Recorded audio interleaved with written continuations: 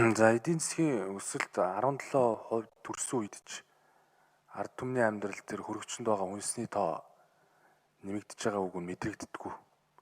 Нэгсэндээ энэ эдийн засгийн макро эдийн засгийн өсөлт чинь микро түвшиндээ очтгүй.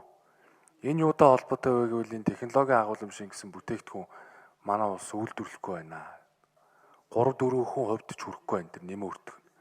Тэгэхээр ийм макро өсөлт ярина гэдэг чинь дэлхийн зах зээл дээр нэг нүүрсний зэсний үн яаж өсөх бол гэд залбираад суудаг л ийм л бодлоготой л байна шүү дээ бид нэр. Тэгээ одоо сүүлийн үед сая одоо гишүүд ярьж байна одоо энэ крипто валютын талаар. Тэгээ би нэг зүйлийг бас хэлмээр байгаа маа. Аливаа зүйлийг огт үгүйсгэж бас болохгүй.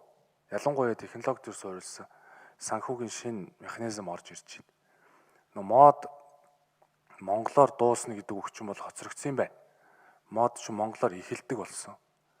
Одоо залуучууд бүр тэр оюуны өмчийг эдийн засгийн хэрэглэлд оруулах хууль гээд өнгөрсөн парламентэд миний санаачилсан хууль одоо амьдрал дээр биелэлээ болоод тэр NFT coin оюуны өмчөөр баталгаажсан зураг, хөрөг, тэр дижитал дуу бүр виртуал тийм юу гарчлаа шүү дээ. ертөнц бий болчихлоо шүү дээ. Виртуал тийм ертөнцүүд газар хүртэл худалдаж авдаг ийм ертөнц рүү явж шүү дээ.